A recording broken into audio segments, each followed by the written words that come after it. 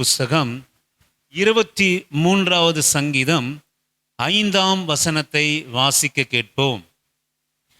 என் சத்துருக்களுக்கு முன்பாக நீர் எனக்கு ஒரு பந்தியை ஆயத்தம் படுத்தி என் தலையை எண்ணெயால் அபிஷேகம் பண்ணுகிறீர், என் பாத்திரம் நிரம்பி வழிகிறது. எனக்கு அருமையான ஆண்டவருடைய பிள்ளைகளே, நீங்கள் ஒன்று இந்த வாழ்க்கையில் நீங்கள் தெரிஞ்சுக்கணும். இருக்கிறவங்களுக்கு, வசதி உள்ளவர்களுக்கு, பெரியவங்களுக்கு தான் சத்துரு இருப்பாங்களா அப்படின்னு கேட்டிங்கன்னா அப்படி இல்லை. எனக்கு அருமையான தேவ ஜனமே, எல்லாருக்கும் சத்துரு உண்டு. ஆமென், அல்லேலூயா. இந்த உலகத்தில் நீங்கள் நினைக்கலாம், எனக்கு மாத்திரம்தான் இவ்வளோ சத்துருவாக இருக்கிறாங்க, எனக்கு தான் பிரச்சனை, என்னை தான் பகைக்கிறாங்க அப்படின்னு நீங்கள் ஒருபோதும் நினைக்காதீங்க. பெரிய கனமுள்ள ஐஸ்வர்யவான்களுக்கும் சத்துரு இருக்கிறாங்க. பிளாட்பாரத்தில் ஒன்றுமே வீடு வாசல் இல்லாமல் பிளாட்பாரத்தில் நடக்கிற படுக்கிற ஜனங்களுக்கும் சத்துரு இருக்கத்தான் செய்கிறாங்க. அல்லேலூயா. நீங்கள் உங்கள் வாழ்க்கையில் நீங்கள் நினைக்காதீங்க எனக்கு மாத்திரம்தான் சத்துரு இருக்கிறான் அப்படி என்று சொல்லி. எல்லாருக்கும் ஒருவர் அவங்கவுங்க தகுதிக்கு ஏற்றா போல், அவங்கவுங்க வசதிக்கு ஏற்றா போல், அவங்களோட வாய்ப்புகளுக்கு ஏற்றா போல் சத்துரு இருக்கத்தான் செய்கிறான். ஆனாலும் ஆண்டவருடைய பிள்ளைகளிடத்திலே 1000 சத்துருக்கள் உங்களுக்கும் எனக்கும் இருக்கலாம். ஆனால் இயேசுவின் நாமத்தினாலே இன்றைக்கு நீங்கள் ஒரு தீர்மானம் எடுக்கணும். எனக்கு 1000 சத்துருக்கள் உனக்கு இருந்தாலும் உன் இருதயத்தில் ஒருவரும் சத்துருக்கள் இருக்கக்கூடாது. ஆமென், ஹல்லேலூயா. அதுக்கு ஒரு தீர்மானம் எடுங்க. ஒருவரையும் நீங்கள் பகைக்காதீங்க. இது ஆண்டவருடைய ஒரு மிகப்பெரிய ஒரு காரியம், ஒரு ரகசியம். 1000 சத்துருகள் உங்களுக்கு இருக்கலாம், ஆனால் உங்கள் இருதயத்தில் ஒரு சத்துரு என் இருதயத்தில் உங்கள் இருதயத்தில் இருக்கக்கூடாது. இதுதான் ஆண்டவருடைய பிள்ளைகளுடைய அபிஷேகம். நான் அடிக்கடி சொல்லுவேன், பரிசுத்த ஆவியினுடைய அபிஷேகம்னா வேற ஏதோ இல்லை, ஆண்டவருடைய சுபாவத்தை தரித்து கொள்வது தான் பரிசுத்த ஆவியினுடைய அபிஷேகம். அந்த ஆவியினுடைய அபிஷேகத்தை நீங்கள் தயவு செய்து தவறாக நினைச்சிடாதீங்க. ஆண்டவருடைய சுபாவத்தை, ஆண்டவருடைய கிரியையை ஒவ்வொரு நாளும் நம்ம அதை கேட்டு பார்த்து அதை அனுபவித்துதான் பரிசுத்த ஆவியினுடைய அபிஷேகம். நமக்கு ஒரு சத்துரு கூட இருக்கக்கூடாது. இன்றைக்கு நீங்க ஜெபம் பண்ணுங்க, ஆண்டவரே 1000 சத்துருக்கள் எனக்கு இருக்கலாம், ஆனா எனக்கு ஒரு சத்துரு கூட இருக்கக்கூடாது. யாரையும் நீங்க சத்துருவா நினைக்க கூடாது. நாம யாரையும் சத்துருவா நினைத்தோமானால் ஆண்டவர் நம்மிடத்திலே கிரியை செய்ய முடியாது. ஆண்டவர் நம்மிடத்திலே கிரியை செய்யும் ஆண்டவருடைய ஆசீர்வாதத்தை நாம் காண முடியாது. நீங்கள் வாசியுங்கள், சங்கீதங்களின் புஸ்தகம் 3வது சங்கீதம் 1வது வசனத்தை நான் வாசிக்கிறேன். கர்த்தாவே, என் சத்துருகள் எவ்வளவாக பெருகி இருக்கிறார்கள், எனக்கு விரோதமாக எழும்புகிறவர்கள் அநேகர். என் சத்துருவுகள் பெருகி இருக்கிறார்கள், எனக்கு விரோதமாக எழும்புகிறவர்கள் அநேகர். இந்த தாவீதுக்கு சத்துருக்களிலே எல்லா சத்துருவுக்கும் காரணம் ஒரே ஒரு ஆளு தான். சவுல் என்கிற ராஜாதான் இந்த தாவீதுக்கு, அவனை சுற்றி சத்துருக்கள் எழும்ப காரணமே சவுல் தான். ஒரு நாள் சவுல் தாவீதினிடத்திலே நண்பரிடத்தில் அப்படியே ஒப்பு கொடுக்கப்படுகிறான். அவன் தூங்கி கொண்டு இருக்கிறான். அவனுக்கு முன்பாக அவனை கொல்வதற்கு ஏதுவான காரியம் அங்க வருகிறது. தாவீதை பார்த்து கேட்கிறாங்க, ஒரு வார்த்தை சொல்லும், இதோ உனக்கு சத்ருவா இருக்கிற சவுல் அங்கே படுத்து கொண்டிருக்கிறான், ஒரு நிமிஷத்திலே அவன் தலையை எடுத்து விடுகிறேன் என்று சொல்லி தாவீது சொல்கிறான், வேண்டாம், அந்த மனுஷன் கர்த்தராலே அபிஷேகம் பண்ணப்பட்டவன், அவனை தொடாதே, அவனே மரித்தாதான் உண்டு என்று சொல்லி சவுல் மூலம் அந்த சவுளை அந்த தினத்திலே கொள்வானானால் அவனுக்கு சூழ்ந்திருக்கிற ஒரு சத்துருவம் இருக்க மாட்டான். இவன் ராஜாவாக மாறுவான், எல்லா நண்பர்களாக மாறுவார்கள். ஆனால் அந்த காரியத்தை செய்யாமல், இதை தேவனால் அபிஷேகம் பண்ணப்பட்ட மனுஷனை நாம் அடிக்கக்கூடாது, கர்த்தரே அவரை தொட்டால் உண்டு என்று சொல்லி விலகி சென்று அந்த சத்துருவாகவே வைத்துக் கொள்கிறான். அதான் நான் முன்னவே சொன்னேன், எத்தனை சத்துரு விழுந்து விட வேண்டும் என்று நினைக்காதீங்க. அது ஆண்டவருடைய குணம் இல்லை. சத்துருவும் வாழணும், நீங்களும் வாழணும். நம்மளை பகைக்கிற சத்துருகள் நல்லா வாழணும். ஏன் அப்படின்னு கேட்டிங்கன்னா, ஆண்டவர் நம்ம வாழ வச்சு பார்க்கறதில் அவங்களும் பார்க்கணும். அல்லேலூயா, ஆமென். நிச்சயமா நடக்குங்க, நிச்சயமா நடக்கும். ஆண்டவர் அவர்களுக்கு முன்பாக நம்மை வாழ வைத்து அழகு பார்க்கிற தெய்வம். அல்லேலூயா. தயவுசெய்து நீங்கள் தவறாக நினைக்காதீங்க. இந்த ஒரு சின்ன கொஞ்சம் பைசாவை எடுத்துட்டு எங்கெங்கேயோ நாங்கள் லேண்டு வாங்க ஏதாவது நாங்கள் பார்த்தோம்.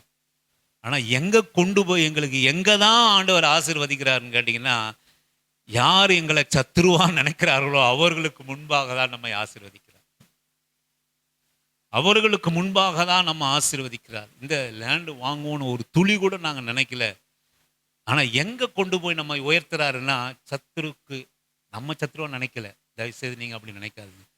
நம்மை சத்துருவாய் நினைக்கிறவர்களுக்கு முன்பாக உயர்த்ததான் ஆண்டவர் நம்மை விரும்புகிறார். அல்லேலூயா, ஆமென். நிச்சயமா நடக்கும் சிஸ்டர் பிரதர், நிச்சயமா உங்க வாழ்க்கையில நடக்கும். நீங்க ஒரு நாளும் அவங்கள அழியணும், அவங்கள அப்படி பண்ணணும் இப்படி பண்ணணும் நீங்க நினைக்காதீங்க. உங்கள் சத்துருக்களை நீங்கள் நேசிக்க கற்றுக்கொள்ளுங்க. அதுவே உங்கள் வாழ்க்கையிலே சத்துருக்களை எடுபடுகிற ஆயுதமாக அது மாறும்.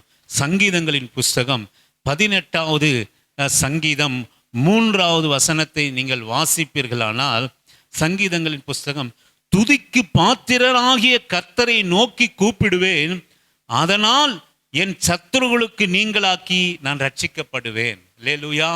துதிக்கு பாத்திரராகிய கர்த்தரை நோக்கி நான் கூப்பிடுவேன், ஆதலால் என் சத்துருகளுக்கு நீங்களாக்கி நான் ரட்சிக்கப்படுவேன். நமக்கு சத்துருகள் எழும்புகிற போது யாரை நீங்க கூப்பிடுனா, துதிக்கு பாத்திரராகிய ஆண்டவரை நோக்கி நீங்க கூப்பிடுங்க, ஆதலால் நீங்கள் ரட்சிக்கப்படுவீர்கள்.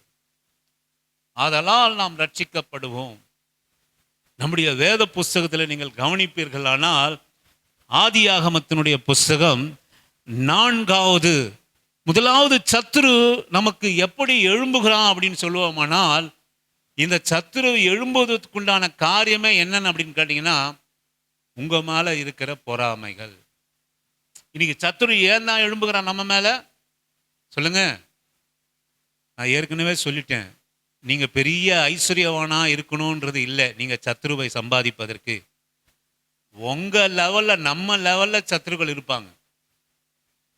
நம்ம வாழ்ந்தாலும் சத்துருக்கள் நம்ம ஒரு காலத்துல எப்படி நமக்கு பொறாமைகள் உண்டாகும் அப்படின்னு கேட்டீங்கன்னா, ஒரு காலத்துல நம்ம ரொம்ப கஷ்டப்பட்டிருப்போம், கண்ணீர்ல இருப்போம், வேதனையில் இருப்போம், வீடு வாசல் இல்லாமல் இருப்போம், சம்பளம் இல்லாமல் கஷ்டப்படுவோம், ஒருவேளை சாப்பாட்டுக்கு கூட நம்ம இல்லாமல் கஷ்டப்படுவோம். ஆனால் இயேசுவின் நாமத்தினால நான் சொல்கிறேன், நம்ம ஒரு நல்ல ட்ரெஸ்ஸு, நம்ம நல்ல ஒரு புடவை நீங்கள் கட்டிட்டீங்க, நல்ல சாப்பாடை நீங்கள் சாப்பிட்டுட்டீங்கன்னாவே போதும், அது அநேகருடைய கண்களுக்கு அது பொறாமையாக மாறி போயிடும்.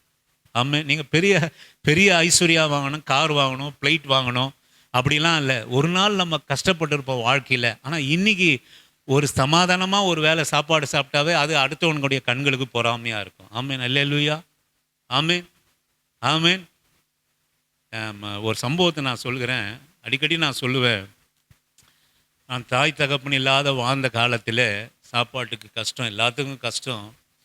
திடீர்னு ஒரு திருமணத்தில் இந்த பிள்ளைங்க தாய் தகப்பன் இல்லைனாலும் ஏதோ ஒரு கௌரவமாக கிடைக்கிறத வச்சு சாப்பிட்றாங்கன்னு ஒரு கல்யாணத்தில் எங்கள் பெரிய தங்கையை நாங்கள் திருமணம் பண்ணியிருக்கிறோம் அப்படின்னு சொன்னாங்க. இதற்காக பெண் வீடு, நாங்கள் மாப்பிள்ளை வீடு பார்க்க போனோம்.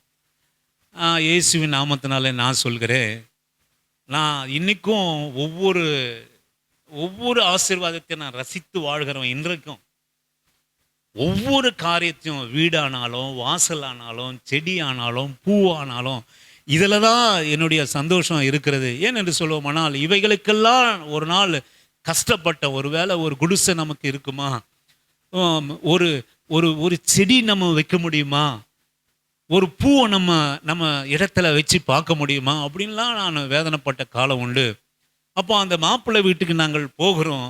எங்களோடு கூட உடன் ரொம்ப சொந்தக்காரங்க வருகிறாங்க. நாங்கள் சாப்பாட்டுக்கு இல்லாமல் கஷ்டப்படுகிறோம். எங்கள் தங்கைக்கு பார்த்த உடைய கணவர் ரொம்ப சுமாராக இருப்பார், ரொம்ப சுமாராக இருப்பார். ரொம்ப பார்க்கறதுக்கு ரொம்ப அழகாக, ஒன்றும் ஒரு பர்சனாலிட்டியாக இருக்க மாட்டார். ஆனாலும் நான் எதை பார்த்தேன், ஆண்டவருடைய ஆவியை கொண்டு நான் எதிர்பார்த்தேன் என்று சொல்லுவோமானால், எங்கள் வீட்டில் சாப்பாட்டுக்கு வழி இல்லை. ஆனால் அவங்க வீட்டில் நான் போய் அந்த பெண் வீடு மாப்பிள்ளை வீட்டுக்கு நான் போய் பார்த்தபோது ஒரு 4-5 மூட்டை நெல் அவங்க வீட்டில் வச்சுருந்தாங்க. இதை நான் பார்த்தேன். அப்புறம் அவங்க வீடு வந்து டைல்ஸுன்னு சொல்ல முடியாது, அந்த காலத்தில் மொசைக்குன்னு சொல்லுவாங்க. மொசைக்கினாலே அந்த வீடு இருந்தது. நல்ல கட்டிடம், கட்டப்பட்ட வீடு. கீழே ஒரு வீடு, மேலே வீடு. 2-3 அண்ணன் தம்பிகளாக இருந்தார்கள். நான் பூரித்து போனேன், கர்த்தர் எனக்கு இதற்காக இதை கொடுத்தார் என்று. நீங்கள் என்ன சொல்லுவீங்கன்னு கேட்டிங்கன்னா, என்னோட கூட வந்தவர்கள் அங்கே அவங்க சாப்பாடு கொடுத்தாங்க, நல்ல அருமையான சாப்பாடு எங்களுக்கு கொடுத்தாங்க. எங்கள் கூட வந்த சொந்தக்காரர் சொன்னாங்க, இதுங்களுக்கெல்லாம் இப்படிப்பட்ட இடமா? இன்றைக்கும் அதை மறக்க முடியாது. எங்கள் தங்கையோட மாப்பிள்ளையோட அண்ணன் இருக்கிறார், மூத்தார் என்று சொல்லுவார்கள, அவங்க இருக்கிறாங்க. அவர் சொன்னார், ஏங்க நீங்கள் இந்த மாதிரி ஆளுகள்லாம் கூட்டின்னு வரீங்க? அவங்க என்ன சொல்கிறாங்க தெரியுங்களா? இதுங்களுக்கெல்லாம் இப்படிப்பட்ட ஒரு வரனா அப்படின்னு கேட்டாங்க. யாருன்னா இதில் வேற யாருன்னா கேட்டால் தப்பாக நினைக்க மாட்டாங்களா? உங்களை பற்றி என்ன நினைப்பாங்க, என்னவா நினைப்பாங்க? ஆனால் நான் அது மாதிரி நினைக்கலைங்க. உங்களை பிடிச்சிருக்கு, உங்கள் குடும்பத்தை பிடிச்சிருக்கு, இந்த திருமணத்தை நம்ம செய்யலாம் என்று சொல்லி அந்த திருமணத்தை நடத்தி முடித்தோம். நான் சாப்பாடு இல்லாமல் இருந்தேன், வீடு இல்லாமல் இருந்தேன். என் சொந்தக்காரர்களுக்கு அது தெரியும். அவர்களையும் நான் அழைத்து போகிறேன் மதிப்பாக. அவர்கள் சொன்ன வார்த்தை எப்படி இந்த வார்த்தை வந்ததுன்னா, பொறாமையினால் வந்த வார்த்தை. ஐயோ, இதுங்களுக்கா இப்படி ஒரு வரன் என்று பொறாமைப்பட்ட வார்த்தை. எனக்கு அருமையான ஆண்டவருடைய பிள்ளையே, ஒரு நாளும் நம்முடைய இருதயத்தில் பொறாமையை வைத்து கொள்ளாதீங்க. நமக்கு என்ன இருக்கிறதோ அதில் நீங்கள் வாழ நம்ம கற்றுக்கொள்ளணும். அதுதான் ஆசீர்வாதம். நம்ம உள்ளம், நம்ம மனசு சந்தோஷமா எப்பவுமே இருக்கிறோன்னா ஒருவரையும் பார்த்து நீங்கள் பொறாமை கொள்ளக்கூடாது. ஆமென், அல்லேலூயா. 1000 பேர் நம்ம பார்த்து பொறாமைப்படலாம். நீங்க ஒருபோதும் ஒரு நாளும் பொறாமைப்படுவர்களாக இருக்காதீங்க. மற்றவருடைய பொறாமையின் கண்கள், நீங்க பெரிய ஐஸ்வர்யவானா இருக்கணும்னு அவசியம் இல்லை. 3 வேளை ஒரு வேளை சாப்பிட்றதுக்கு கூட கஷ்டப்பட்ட நீங்க, ஒரு நல்ல துணி கூட, ஒரு புடவை கூட எடுத்து போடாம இருந்த நீங்க, ஒரு நாள் 2 புடவை எடுக்கிறதுக்கு உங்களுக்கு வசதி வந்துடுச்சுன்னா, ஒரு 2 வேளை சாப்பாடு சந்தோஷமா சாப்பிட்றதுக்கு வசதி வந்துடுச்சுன்னா, பொறாமப்படுறதுக்கு ஆளும் உங்க பக்கத்துல இருப்பாங்க. ஆமென், அல்லேலூயா, ஆமென். உண்மை. அதனால எதற்கு சத்துருவு ஏன் வருகிறான் என்று சொல்லுவோமானால், நம்மேல் வருகிற பொறாமைகளினாலே சத்துரு எழும்புகிறான். நீங்கள் வாசியுங்கள், ஆதியாகமத்தினுடைய புஸ்தகம் 4வது அதிகாரம் நான் வாசிக்கிறேன். ஆதாம் தன் மனைவியாக ஏவாளை அறிந்தான். அவள் கர்ப்பவதியாகி காயினை பெற்று, கர்த்தர் ஒரு மனுஷனை பெற்றேன், கர்த்தரால் ஒரு மனுஷனை பெற்றேன் என்றாள். பின்பு அவனுடைய சகோதரனாகிய ஆபேலை பெற்றாள். ஆபேல் ஆடுகளை மேய்க்கிறவனாக ஆனான். காயின் நிலத்தை பயிரிடுவரான் ஆனாள். சில நாள் சென்ற பின்பு காயின் நிலத்தின் கனிகளை கர்த்தருக்கு காணிக்கையாக கொண்டு வந்தான். ஆபேலும் தன் மந்தையின் தலையீச்சுகளிலும் அவைகளில் கொழுமையானவைகளிலும் சிலவற்றை கொண்டு வந்தான். ஆபேலையும் அவன் காணிக்கையும் கர்த்தர் அங்கீகரித்தார். காயினையும் அவன் காணிக்கையும் அவர் அங்கீகரிக்கவில்லை. அப்போது காயினுக்கு மிகவும் எரிச்சல் உண்டாகி அவன் முகநாடி வேறுபட்டது. காயின் தன் சகோதரனாகிய ஆபேலோடு கூட பேசினான். அவர்கள் வயல்வெளியில் இருக்கும் சமயத்தில் காயின் தன் சகோதரனாகிய ஆபேலுக்கு விரோதமாக எழும்பி கொலை செய்தான். ஆமென். முதல்ல உலகத்தில் வந்த 2 சந்ததி, 2 பேர். எண்ணத்தினால காயின் ஆபேலை பகைத்தான் என்று சொல்லுவோமானால், சத்துருவாய் மாறினான் என்று சொல்லுவோமானால், கர்த்தர் ஆபேலுடைய காணிக்கையை கர்த்தர் அங்கீகரித்தார். ஆபேலை அங்கீகரித்தார், காயினையோ அங்கீகரிக்கவில்லை. நான் இயேசுவின் நாமத்தினால நான் சொல்லுவேன், நம்ம உள்ளத்தையும் உள்ளந்திரியைகளையும் ஆராய்ந்து அறிகிற கர்த்தர் காயினுடைய இருதயத்தையும் அறிவார், ஆபேலுடைய இருதயத்தையும் அறிவார். ஆதலால் ஆபேலுடைய காணிக்கையை கர்த்தர் அங்கீகரித்தார், காயினை அங்கீகரிக்கவில்லை. ஏன்னா கர்த்தருக்கு தெரியும், பின் நாட்களிலே இவன் பொறாமையானால் எழும்பி தன் சொந்த சகோதரனை கொலை செய்வான் என்று சொல்லி. எனக்கு அருமையான ஆணுடைய பிள்ளையே, யோசேப்பை கூட பாருங்க, எதனால அந்த பாடுகளுக்கு அவன் உட்படுத்தப்பட்டான் என்று சொன்னால், அவன் துர்மார்க்கரான தன் சகோதரர்களோட கூட சேராமல் அந்த துர்மார்க்கத்தை அவன் தகப்பனுக்கு சொல்லி வந்தபடினாலே 11 சகோதரர்களும் அவனுக்கு எதிராக பொறாமை கொண்டு அவனை கொலை செய்ய எத்தனித்தார்கள். சத்துரு சாதாரணமானவன் கிடையாதுங்க. அடுத்தவருடைய பொறாமை நமக்கு சாதாரணமா இருக்காது. ஜாக்கிரதையா இருங்க. அடுத்தவர்கள் நீங்க ஆண்டவருடைய சன்னிதானத்தில் உங்க பிள்ளைகளுக்காக உங்க குடும்பத்துக்காக ஒவ்வொரு ஆசீர்வாதம் வருகிற போதும் நீங்க ஜெபம் பண்ணணும். நான் ஏற்கனவே சொன்னேன், நீ ஒரு வேளை சாப்பாட்டுக்கு கஷ்டப்பட்டு இருந்து 2 வேளை சாப்பாடு நீ திருப்தியா சாப்பிட்டனா அதற்காக நீ ஜெபம் பண்ணணும். உன் பிள்ளைகள் நல்ல வஸ்திரம் தெரியாமல் இருந்து, உன் பிள்ளைகள் அழகா ஒரு சுட்டிதார், ஒரு புடவை, உங்க பையன் ஒரு நல்ல ஃபேன் சட்டை போட்டுட்டு வெளியே போகிற போது ஜெபம் பண்ணணும். ஆமென், அல்லேலூயா. இருக்கிறவன் 1000 போடுவான், இல்லாத நம்ம ஒரு நாள் போட்டுட்டோன்னு வச்சுங்க, பொறாமை எழும்பும். இருக்கிறவன் போட்டா தப்பு கிடையாது, இருக்கிறவன் போனா தப்பு கிடையாது. என்னைக்கு இல்லாதவன் நல்லா பலபலன்னு இருந்துட்டானா அடுத்தவனுடைய கண்களுக்கு பொறாமையாய் மாறிடும். வீட்டில் ஜெபம் பண்ணணும். உங்கள் பிள்ளைகள் ஏதோ ஒரு வேலைக்கு போய் ஒரு 5000 சம்பாதித்து கையில் எடுப்பார்களானால் அந்த கையிலே வாங்கி அந்த 5000க்காக நீங்கள் ஜெபம் பண்ணணும். உங்கள் பிள்ளைகளுக்காக ஜெபம் பண்ணணும். சத்துருவு எழும்புவான், கையின் பிரயாசத்தில் எழும்புவான். உங்கள் பிள்ளைகளுடைய காரியங்களுக்காக எழும்புவான். அது வேற யாரும் இல்லை. சத்துருவு யாரா இருப்பாங்க? உங்களுக்கு தெரியாதவங்க யாருன்னா உங்களுக்கு சத்துருவா மாறிவிட முடியுமா? சொல்லுங்கம்மா. அப்ப யாரு தான் உங்களுக்கு சத்துருவா மாறுவா? உங்க வீட்டு பக்கத்தில் இருக்கிறவங்க, உங்க சொந்தக்காரங்க, உங்க வேலை ஸ்தலத்தில் உங்களோட கூட இருக்கிறவங்க, உங்களுக்கு தெரிந்தவர்கள் தான் உங்களுக்கு சத்துருவா மாறாங்களே தவிர எஸ்தர்னு யாருன்னுமே தெரியாத உங்களுக்கு சத்துருவா யாருன்னா மாறுவாங்களா? நிச்சயமா மாற மாட்டாங்க. நீ நல்ல ட்ரெஸ் போட்டுன்னு பஸ்ஸில் உட்காந்தனா பக்கத்தில் உட்கார உனக்கு தெரியாத இருக்கிறேன், அம்மா சேரி நல்லா இருக்கு, எங்கம்மா வாங்கினீங்க அப்படின்னு கேட்பான். ஆனால் நீ வாசல்லேருந்து புறப்படுகிறப்ப வாசலில் ஒருத்தன் பார்ப்பான் பாரு, இதுவா இப்படி போகுது, இதுக்கு வாழ்வை பாரு. அப்போ எவன் சத்துருவா மாறுறான், எவன் பொறாமையா மாறுறான்? உன் அருகில் இருக்கிறவன் தான். இயேசுவின் நாமத்தினால நான் சொல்லுவேன், உன் சத்துருகளுக்காக நீ ஜெபிக்க கற்றுக்கொள்ளணும், ஜெபம் பண்ணணும், ஆண்டவருடைய சன்னிதானத்தில் வரணும். அது எதுக்குன்னா, ஆண்டவரே சத்துரு கண்ணில் நீங்கள் மூடி போடுங்க, நான் சத்துரு பொறாமையை அகற்றுங்க அப்படின்னு நான் சொல்ல வரல. ஆண்டவரே, நீர் கொடுத்த இந்த போஜனத்திற்காக நன்றி, நீர் கொடுத்த இந்த வேலைக்காக நன்றி, நீர் கொடுத்த என் பிள்ளைப்பா எப்படியோ வளர்ந்தான், இத்தினோண்டு தான் இருந்தான், ஆனால் இப்போ வளர்ந்து ஒரு 10,000 ரூபாய் சம்பாதிக்கிறான். கர்த்தருடைய நாமத்துக்கு ஸ்தோத்திரம். ஜெபம் பண்ணு. ஒவ்வொரு மாசமும் பிள்ளைகளுக்கு ஜெபம் பண்ணு. என் பிள்ளைக்கு கொடுத்த வேலைக்காக ஜெபம் பண்ணுங்க. நம்ம பிள்ளைகள் படிக்கிற படிப்புக்காக ஜெபம் பண்ணுங்க. நம்ம பிள்ளைகள் நடக்கிற நடைக்காக, உடுத்துற உடைக்காக ஜெபம் பண்ணுங்க. எப்போதும் உங்க ஜெபம் உங்களுக்காக, உங்க குடும்பத்திற்காக எப்பவும் இருக்கணும். சத்துருகளை உங்கள் இடத்திலிருந்து விலக்க வாசியுங்கள். யாத்திரையாகமத்தினுடைய புஸ்தகம் 1வது அதிகாரம், நான் 8ஆம் வசனத்திலிருந்து வாசிக்கிறேன். எனக்கு அன்பானவர்களே, உங்களுக்கெல்லாம் இந்த காரியம் தெரியும் பாருங்க. எகிப்தினுடைய ராஜா தான் இந்த யோசேப்பினுடைய குடும்பத்தையும் யாக்கோப்பினுடைய குடும்பத்தையும், நீங்க எகிப்துக்கு உங்க தகப்பனோட கூட வாங்க, நான் அவர்களுக்கு ஒரு நல்ல தேசத்தை தருவேன், அவர்கள் இங்கே குடியிருக்கட்டும், அவர்கள் விருப்பம் போல வாழட்டும், அவர்கள் ஆடு மாடுகளை அவர்கள் மேய்த்து கொள்ளட்டும் என்று எகிப்து ராஜாதான் யோசேப்பினுடைய தகப்பனுடைய குடும்பத்தை அழைத்தான். ஆனால் அந்த ராஜா மறைந்தான், யோசேப்பும் மறைந்தான்.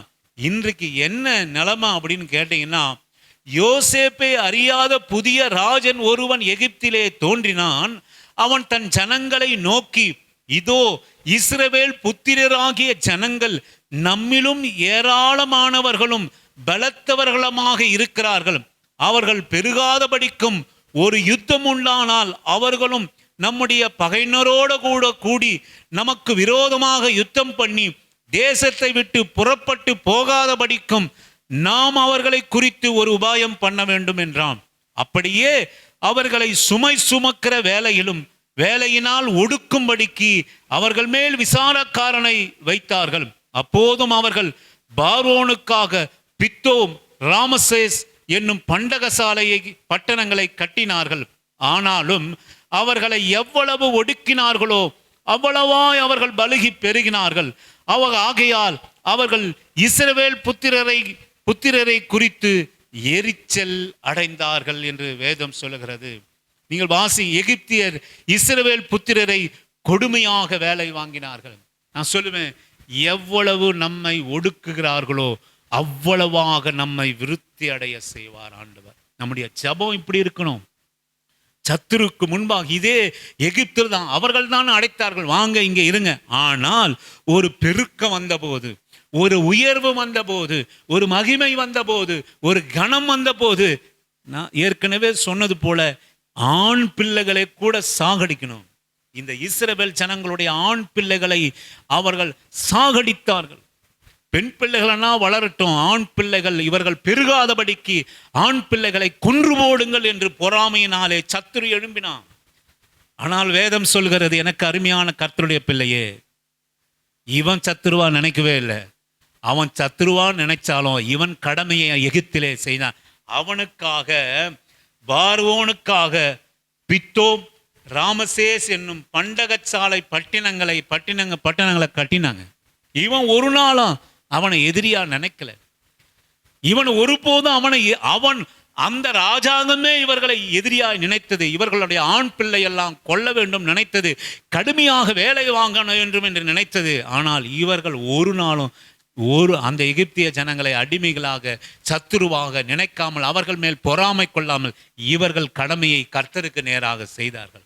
இயேசுவின் நாமத்தினாலே அவர்கள் எவ்வளவு ஒடுக்கினார்களோ இவர்கள் அவ்வளவாய் பெருகினார்கள். ஆமென், ஹல்லேலூயா. எனக்கு அருமையான ஆண்டவருடைய பிள்ளையே, நான் சொல்லுவேன், இயேசுவின் நாமத்தினாலே சத்துரு எவ்வளவாய் நம்மை பொறாமைனாலே நம்ம பேசுகிறானோ, எவ்வளவாய் நம்மை ஒடுக்கிறானோ, எவ்வளவா நம்ம அழிந்து போனோம் நினைக்கிறானோ, அவ்வளவும் நாம் சத்துருவுக்கு முன்பாக இல்லாம நாமும் பொறாமைப்பட்டு அவர்களைப் போல நாம் விழுந்து விடாம ஆண்டவருடைய சன்னிதானத்திலே நாம் நிற்போமானால், நான் சொல்லுவேன், அவன் எத்தனையாய் நம்மை ஒடுக்க சித்தமானானோ அத்தனையாய் அவர்கள் பெருகினார்கள். ஆமென், ஹல்லேலூயா. இவர்கள் இந்த தேசத்தை விட்டு புறப்படுகிற போது, ஆண்டவர் ஆசீர்வதிக்கப்பட்ட கானான் தேசத்துக்கு சுதந்திரித்து புறப்பட்ட போது, இவர்களுடைய பொன்னும் வெள்ளியும் பொருளையும் இவர்களிடத்திலிருந்து எடுத்துக்கொண்டு செல்ல அளவு அவர்களை ஐஸ்வர்யவான்களாய் ஆண்டவர் மாற்றினார். இவர்கள் செய்த காரியம் என்னன்னா, ஒரு நாளும் அவர்களை எதிர்க்கல, அவர்களை சத்துருவா நினைக்கல. அவர்கள் பாடுபட்டார்கள், அவர்கள் வேலையை செய்தார்கள், அவர்கள் ஆண்டவரை நோக்கி பார்த்தார்கள். நான் சொல்லுவேன், அவர்கள் எவ்வளவாய் அவர்களை ஒடுக்கினார்களோ சத்துரு, எவ்வளவாக சத்துரு அவர்கள் மேலே போராமை கொண்டார்களோ அவ்வளவாய் அவர்கள் பெருகினார்கள். ஆமென், ஹல்லேலூயா. ஒரு ரகசியத்தை நீங்க கற்றுக்கொள்ளுங்க. சத்துரு உன்னை எவ்வளவு பகைக்கிறானோ சோத்திர சொல்லுங்க. நீங்க சொல்லுங்க, எவ்வளவு உன் மேல பொறாம வருதோ, நீங்க ஒண்ணு நினைக்கிறோம், நான் நல்லா இருக்கிறேன். ஆமென், ஹல்லேலூயா. ஆண்டவரே, நான் நல்லா இருக்கிறேன் ஆண்டவரே, நான் நல்லா இருக்கிறேன் அப்பா. என் சத்துரு எனக்கு வருகிறான், என்னை மேல எழும்புகிறான். நான் அப்படி என்ன அர்த்தம் அப்படின்னு கேட்டீங்கன்னா, நீ கொஞ்சம் நல்லா இருக்கிற. ஆமென், ஹல்லேலூயா. நீ உயர்ற, நீ பெருகிற, நீ ஆசீர்வதிக்கப்படுற. உண்மையிலே பொறாமை உள்ள ஜனங்களை ஆண்டவர் சத்துருவை எடுப்புவார். ஆனால் நீங்க ஒன்று நினைச்சுங்க, ஆண்டவர் ஒரு பெருக்கத்தை உங்களுக்காக வைத்திருக்கிறார். ஆண்டவர் ஒரு பெருக்கத்தை உங்க குடும்பத்திற்காக வைத்திருக்கிறார். ஆண்டவர் ஒரு விஸ்தாரத்தை உங்களுடைய பிள்ளைகளுக்காக வைத்திருக்கிறார். ஒரு ஆசீர்வாதத்தை நமக்காக வைத்திருக்கிறார். நீ சத்துருகளுக்கு முன்பாக, அவருடைய பொறாமைகளுக்கு முன்பாக அவரை போலவே கிரியைகள் உள்ள, அப்படி இல்லாமல் கர்த்தருக்கு முன்பாக, ஆண்டவரே நீங்க கொடுத்ததற்காக நன்றி, நீர் கொடுத்த ஆண்டவரே இந்த நல்ல உடைக்காக நன்றி, ஆண்டவரே நீ கொடுத்த இந்த நடைக்காக நன்றி, நீ கொடுத்த இந்த வருமானத்திற்காக நன்றி, ஆண்டவரே நீ கொடுத்த இந்த வாடகை வீட்டுக்காக நன்றி. அப்படி சொல்லுங்க. நிச்சயமா ஆண்டவர் ஒரு நல்ல பெருக்கத்தை கர்த்தர் கொடுத்து ஒரு நல்ல சொந்த ஒரு ஓலை குடிசையாவது உங்களுக்கு கர்த்தர் கொடுப்பார். ஆமென், ஹல்லேலூயா. இது ஆண்டவருடைய மகிமை சிஸ்டர். ஒரு நாளும் சத்துருக்கள் முன்பாக நீ நீ இப்படி சொன்னீங்க, அப்படி சொன்னீங்க, நீங்க நினைக்கவே நினைக்காதே. எப்போதும் போல அவர்களோடு கூட நல்ல முகமலர்ச்சியோட நல்லா தெரிந்து கொண்டு, அதே ஆளை தான் என் தங்கைக்கு இப்படி சொன்ன ஆளை தான் மறுபடியும் நான் நிச்சயதாமத்துக்கு அழைத்தேன். ஆமென், அல்லேலூயா. மறுபடியும் கல்யாணத்துக்கு வாழைப்பழம், ஸ்வீட், நோட்டீஸ் இவர்களெல்லாம் கொண்டு போய் நான் அழைத்தேன். வாங்கம்மா, கல்யாணத்துக்கு வந்து நடத்தி கொடுங்க. ஆமே. யாரு? என்னை சத்துருவாக, என் மேல பொறாமை கொண்டவர்களா நினைத்தவர்களே நான் மறுபடியும் திருமணத்துக்கு போயிட்டு நல்லா நல்லா பூ பழம் நல்லா அந்த ஸ்வீட்டை வாங்கின்னு போய் நோட்டீஸை கொடுத்து குடும்பத்தோடு கூட வந்து எங்கள் தங்கச்சியை ஆசீர்வதிங்க அப்படின்னு தட்டில் எல்லாம் வச்சு கொடுத்து அழைச்சேன். ஆமென், அல்லேலூயா. அல்லேலூ. ஆமென். எனக்கு அருமையான கர்த்தருடைய பிள்ளையை, சத்துருவாக நீ மாத்திரம் நினைச்சிடாத, பொறாம நீ மாத்திரம் நினைச்சிடாத, உன் சத்துருவுகளுக்கு முன்பாக நீ நின்னுடாத. நம்ம கர்த்தருடைய பிள்ளைகள் செய்ய வேண்டிய ஜெபமெல்லாம், உன் பிள்ளைக்கு எதிராக சத்துரு எழும்புறானா உன் புள்ள மேல தலை மேல நீ கைய வை. அவனுக்காக ஜெபம் பண்ணு. ஆண்டவரே, என் பிள்ளைகளை சத்துரு எழும்புறாங்க ஆண்டவரே, என் பிள்ளைகள் மேல பொறாம கொள்றான். அவன் இப்பதான் ஒரு 10 காசு சம்பாதிக்கிறான், அதுக்குள்ள ஜனங்க பொறாமப்படுது. நான் இப்போதான் ஒரு நல்ல புடவையை கட்ட ஆரம்பிக்கிறேன், இப்போதான் என் வீட்டில் 2 வேளை சோறு ஒழுங்கா சாப்பிட்றோம், அதற்குள்ள சத்துரு, அதற்குள்ள பொறாமையின் கண்கள் இருக்கிறது என்று சொல்லி அவர்களை நீ சத்துருவா நினைக்க. இது இப்படி சொல்லிச்சு, உடனே போய் சொந்தக்காரர்கிட்டலாம் போயிட்டு அது எப்படி சொல்லுது பாத்தியா, இப்படி அது நினைக்குது, இது இப்படி சொல்லுது அப்படின்னு ஒருவரிடத்துல நீ கொண்டு போகாத காரியத்தை அவனும் உனக்கு சத்துருவா மாறி போவான். அவன் வாய் சும்மா இருக்க நினைக்கிறியா? ஏன்பா நீ இப்படி சொன்னியாமே, இப்படி கேட்டியாமே, அது இங்க அழுதுது, அவன் போய் அங்க சொல்லுவான். அப்போ சத்துருகள் பெருகுவார்களே தவிர நமக்கு குறைய மாட்டார்கள். ஆனால் இயேசுவின் நாமத்தினாலே சொல்லுவேன், உனக்கு சத்ரு எழும்புகிற போது, பொறாமையின் கண்கள் உன்னுடைய குடும்பத்தில் பிள்ளைகள் மேல ஆசீர்வாதத்தில் எழும்புகிற போது, அந்த ஒருவேளை சாப்பாட்டு மேல கையை வச்சு ஜெபம் பண்ணு. உன் குடும்பத்தில் வருகிற குறைந்த வருமானத்தில் மேல சத்துரு பொறாமையினுடைய கண்கள் இருக்குமானால் அங்க கையை வச்சு நீ ஜெபம் பண்ணு. ஆண்டவரே, கண்ணீரோடு கூட ஜெபம் பண்ணு. ஐயா, நீங்க கொடுத்ததற்காக நன்றி ஆண்டவரே, நன்றி. அப்படி நீ ஜெபம் பண்ணும்போது நான் சொல்லுவேன், எல்லாம் பெருகும். 2 வேளை சாப்பாடு 3 வேளையா மாறும். அல்லேலூயா. ஆமே. நிச்சயமா மாறும். உன் ட்ரெஸ்ஸு 2 புடவை தான், நீ நல்ல புடவை ஃபேன் ஷர்ட்டு வச்சிருக்கனா கர்த்தர் உனக்கு பீரோ முழுவதும் நல்ல புடவையும் நல்ல ஃபேன் ஷர்ட்டையும் தருவார். அல்லேலூயா. ஆமே. நீ வாடகை வீட்டில் இருந்து சமாதானமாக குடியிருக்கிறத உன் சத்துருவு கண்டு பொறாம பட்டானா நான் சொல்லுவேன், ஒரு சின்ன இடத்த கொடுத்து உனக்கு சுதந்திரமாக ஒரு கர்த்தர் ஒரு சின்ன ஒரு குடிசையை உனக்காக தருவார். அல்லேலூயா. இதுதான் அந்த ரகசியம். எனக்கு அருமையான தேவ ஜனமே, சத்துரு கிட்ட நிற்காத, பொறாம கிட்ட பண்றவங்ககிட்ட போய் நாம நிற்க கூடாது. ஆண்டோடைய பிள்ளைங்க, ஆசீர்வாதம், எந்த ஆசீர்வாதத்தின் மேல சத்துரு எழும்புகிறானோ, எந்த ஆசீர்வாதத்தின் மேல சத்துரு பொறாமை கொள்கிறானோ, அந்த ஆசீர்வாதத்துக்காக ஜெபம் பண்ண நாம் கற்றுக்கொள்ள வேண்டும். இதுதான் ரகசியமாக இருக்கிறது. நீங்கள் 1 சாமுவேலின் புஸ்தகம் 18வது அதிகாரம் 6 முதல் 7 வரை நான் வாசிக்கிறேன். 1 சாமுவேலின் புஸ்தகம் 18வது அதிகாரம் 6, 7 வசனத்தை நான் வாசிக்கிறேன். தாவீது பெலிஸ்தனை கொன்று திரும்பி வந்த பின்பு, ஜனங்கள் திரும்ப வரும்போது, ஸ்திரீகள் இஸ்ரவேலின் சகல பட்டணங்களிலும் இருந்து ஆடல் பாடலுடன் புறப்பட்டு மேளங்களுடனும் கீத வாத்தியங்களுடனும் சந்தோஷமாய் ராஜாவாகிய சவுலுக்கு எதிர்கொண்டு வந்தார்கள். அந்த ஸ்திரீகள் ஆடி பாடுகையில், சவுல் கொன்றது 1000, தாவீது கொன்றது 10000 என்று முறையாய் பாடினார்கள். அந்த வார்த்தை சவுலுக்கு விசனமாய் இருந்தது. அவன் மிகுந்த எரிச்சல் அடைந்து, தாவீதுக்கு 10000 எனக்கோ 1000 கொடுத்தார்கள், இன்னும் ராஜாங்கம் மாத்திரம் அவனுக்கு குறைவாயிருக்கிறது என்று சொல்லி அந்நாள் முதற்கொண்டு சவுல் தாவீதை காய் மகாரமாய் பகைத்தான். ஆமே. எப்பா உன் புள்ள எங்கப்பா? தாவீது. அவனை கொண்டு வந்து அரண்மனையில வச்சவன் சவுல். நல்லா நீங்க கவனிங்க. சவுல் என்பவன் மிகப்பெரிய ராஜா. தாவீது ஆடு மேய்த்து கொண்டிருந்தவன். சவுல் தாவீதை கொண்டு வந்து அவன் நல்லா இசையை வாசிக்கிறபடியினாலே சவுல் தனக்கு எண்ணம் வரும் போதெல்லாம் அந்த இசையை வாசிக்க சொல்லி தாவீதை தன்னோடு கூட வைத்துக் கொண்டவன். சவுல் அழைத்து வருகிறான் தாவீதை. அதே போல இந்த கோலியாத்துக்கு முன்பாக நின்ற போது அவனுடைய ஆடைகளை கொடுத்து, அவனுடைய பாதுகாப்பு அணிகலன் கொடுத்து, அவனுடைய கத்தியை கொடுத்து, எல்லாவற்றையும் கொடுத்து, கர்த்தர் உன்னை ஆசீர்வதிப்பாராக, நீ போய் வா தாவீதை என்று சொல்லி அனுப்புகிறான். ஆனால் பல தளபதிகள் சவுல் கொல்ல முடியாத ஒரு கோலியாத்தை இந்த சின்ன மகனாகிய தாவீது அடித்து விட்டு திரும்பி வருகிற போது பொறாமல்ல, சத்துருவா மாறல.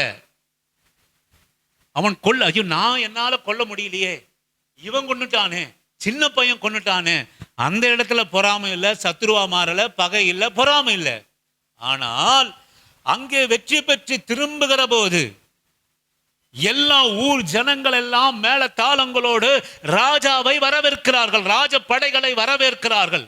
அங்க என்ன சொல்லிட்டாங்க அப்படின்னு கேட்டீங்கன்னா, நான் சொல்லுவேன், அந்த ஸ்திரீகள் ஆடி பாடுகையில் சவுல் கொன்றது 1000, தாவீது கொன்றது 10000 என்ற ஒரு வார்த்தையை சொல்லிட்டாங்க. ஒரே ஒரு வார்த்தைங்க, ஒரே ஒரு வார்த்தை, ஒரே ஒரு வார்த்தை. இந்த தாவீதை சவுல் பகைக்க ஆரம்பித்தான், கொல்ல துடித்தான். மலைமலையாய் பள்ளத்தாக்குகளிலும் மேடுகளிலும் உணவில்லாமல், உறைவிடம் இல்லாமல், தூக்கம் இல்லாமல் அலைந்தான். ஏன் தெரியுங்களா? Just one word. சவுல் கொன்றது 1000, இவன் சொல்லல. அங்கே இருக்கிறவர்கள் கோலியாத்தை கொன்றதனாலே தாவீது கொன்று அவன் ஒரு மூலையில வரான். இங்கே சவுலை தான் வரவேற்கிற ஒரு கூட்டம் வந்து கொண்டிருக்கிறது. ஆனால் ஒரே ஒரு வார்த்தை, என்ன வார்த்தை அப்படின்னு கேட்டீங்கன்னா, அவன் மூலையில இருக்கான், தாவீது ஒரு மூலையில இருக்கான், சவுல் ராஜாவாய் அமர்ந்து கொண்டு வந்து கொண்டிருக்கிறான். எல்லாம் மேல தாளங்களோடு கூட பெலிஸ்தருக்கு எதிராக வெற்றியை கொண்டாடுகிறார்கள். ஒரே ஒரு ஜஸ்ட் ஒன் வேர்டு. என்ன வேர்டு அப்படின்னு கேட்டீங்கன்னா, ஒரே ஒரு வார்த்தைங்க. சவுல் கொன்றது 1000, தாவீது கொன்றது 10000. சவுலுக்கு பொறுக்க முடியல, பொறாமை கொண்டான், சத்துருவாய் மாறினான், கொலை செய்தான், கொலை செய்ய எத்தனைத்தான். தன் வாழ்நாள் முழுவதும் சவுல் சாகிற வரைக்கும் தாவீதை தேடிக்கொண்டிருந்தான், பகைத்தான், தன் படைகளை அனுப்பினான், எத்தனையோ அக்கிரமங்களை சவுலுக்கு எதிராக செய்தான். சொல்லுவேன், சத்துருவா மாறி போனா ஒரே ஒரு வார்த்தைங்க. அந்த பெண்கள் எல்லாம், அந்த ஜனங்கள் எல்லாம் சவுலை கொஞ்சம் குறைத்து மதிப்பிட்டு தாவீதை தன் வார்த்தையினாலே உயர்த்தின ஒரே ஒரு வார்த்தைக்காக சவுல் அவனை மிகவும் பகைத்தான், மிகவும் பகைத்தான். சத்துருவா மாறி போனா, கொலைகாரனா மாறி போனா, இவனுக்கு தூக்கமோ உடையும் உண்ணும் உடவும் இல்லாம மலைகளிலும் பள்ளத்தாக்கிலும் குகைகளிலும் அலைந்து திரிகிறனாய் மாறி போனான் தாவீது. ஏன்னா ராஜா தன்னை அழைத்து, ராஜா தன்னோடு கூட இருந்த ராஜா, தன்னை மதிப்பாய் வைத்திருந்த ராஜா ஒரே ஒரு வார்த்தையின் நிமித்தம் போராமை கொண்டு எனக்கு சத்துருவாய் மாறி போனா, என் மேல போராமை கொண்டு ஒரே ஒரு வார்த்தை. எனக்கு அருமையான ஆண்டவருடைய பிள்ளைய, ஆனால் நாள் ஒன்று வந்தது. தாவீது ஒரு நாள், முன்னமே சொன்னது போல, தாவீது ஒரு நாளும் பகைக்கல. ஒரு நாள் தாவீதை கொலை செய்ய படையோடு கூட வருகிறான். தேடி வருகிற போது முன்பே சொன்னது போல அவன் படுத்திருக்கிறான். தாவீதோடு கூட இருந்த மனுஷர், தாவீதே இத்தனை வருஷங்களா உன்னை கொலை செய்ய எத்தனையோ பண்றான், ஒரே நிமிஷத்துல உன் துக்கம் மாறிடும், உன் சத்துரு செத்து போவான், உன் மேல பொறாமை இருக்காது, நீ ராஜா மாறிடுவே, கொலை செய்ய ஒரு வார்த்தை சொல்லு தாவீதே என்று சொன்ன போது, வேணாப்பா வேணாம், அவன் ஆண்டவரால் அபிஷேகம் பண்ணப்பட்டு ராஜாவா இருக்கிறான், நாம அவன் மேல கை போடக்கூடாது என்று சொல்லி சவுலை பிழைக்க வைத்தான் தாவீது. எனக்கு அருமையான தேவ ஜனமே, எதை சொல்லுகிறேன், ஆண்டவர் எதை உங்களோடு கூட இன்றைக்கு பேசுகிறார்னா, உனக்கு 1000 சத்துரு இருப்பான், ஒருவரையும் உன் மனசுல சத்துருவா நினைக்காத, ஒருவரையும் உன் வார்த்தையில சத்துருவா நீ வச்சுக்காத. 1000 நீ சத்துருவா நினைக்கலாம், நீ நல்லா வாழ்வா, நீ நல்லா வாழ்வா. நீ ஒருவரும் சத்துருவா நினைக்கலாம். இன்னைக்கு நான் இயேசுவின் நாமத்தினால சொல்றேன், குடும்பங்கள் பிரிந்திருக்கிறது. மருமகளை பகைக்கிறீங்க, மருமகனை பகைக்கிறீங்க, பிள்ளைகளை பகைக்கிறீங்க. ஏன் அப்படின்னா அவன் உன்னை சத்துருவா பார்த்தது உண்டு, நீ அவனை சத்துருவா பார்க்கிற. குடும்பம் விளங்காம இருக்கு, குடும்பம் விளங்காம இருக்கு. ஏன் அப்படின்னு கேட்டீங்கன்னா அவன் அற்பமா இருந்து அவன் பார்க்கறான் சத்துருவா. நீ பார்க்கறதுனால உன்னால நீ அவனை ஏங்க, ஆண்டவருடைய பிள்ளைக்கும் ஆண்டவரை அறியாத பிள்ளைகளுக்கு வித்தியாசம் இருக்குங்க. அந்த வித்தியாசம்தான் ஒரு மனம் திரும்புதலை உன் சத்துருவுக்கு கொடுக்கும். நீ வித்தியாசத்தை காட்டாமையே நீங்களும் நானும் அவர்களை போலவே இருந்துட்டா என்ன வித்தியாசத்தை கண்டு உன் பின்னாடி ஓடி வருவாங்க? எந்த வித்தியாசத்தை கண்டு உனக்கு ஆண்டவர் அவங்க ஏற்றுக்கொள்வாங்க? என் மருமக மோசம், என் புள்ள மோசம், என் மாமியார் மோசம், என் சம்பந்தி மோசம், அவங்களாம் நல்லவங்க தான். ஏன்னா அவங்க ஆண்டவரை அறியாம தான் மோசமா இருக்கிறாங்க. நீ அறிஞ்சிட்டு வாரம் வாரம் அல்லேலூயா போட்டு மாசம் மாசம் திருவிருந்து ஆராதனை எடுத்துட்டு வேத வசனத்தை நீ கேட்டுட்டு நீயும் அவங்கள சத்துருவா பொறாமையா பார்க்கிறியே, உங்களுக்கும் எனக்கும் அவங்களுக்கும் என்னங்க வித்தியாசம்? நான் கேட்குறேன். இன்னைக்கு அநேக குடும்பம் கஷ்டப்படுறது ஏன் தெரியுங்களா? அவங்க சத்துருவா பார்க்கறது இருக்கட்டும். இன்றைக்கு தாவீது ராஜாவா மாறினா ஒரு குற்றம் இல்லைங்க. அவன் சவுல கொலவும் பண்ணல, எதுவும் பண்ணல. ஒரு நாள் வந்தது, அவனே மடிந்துட்டான் போர்ல. அதன் பிறகு தாவீது ராஜாவாக மாறினான். அவன் சவுலை கொலை செய்து விட்டு ஆண்டவருடைய அபிஷேகம் பண்ணப்பட்ட கொலை செய்த பழி அவன் ஏற்கவே இல்லைங்க. எனக்கு அருமையான ஆண்டவருடைய பிள்ளையே, உனக்கு உயர்வு வரணும், அதுல எந்த பழியும் இருக்கக்கூடாது. ஆமே, அல்லேலூயா. எந்த பழியும் இருக்கக்கூடாது. கர்த்தரிடத்துல கரத்திலிருந்து பெற்றுக்கொண்டதா இருக்கும். அது வரைக்கும் நீ காத்துரு,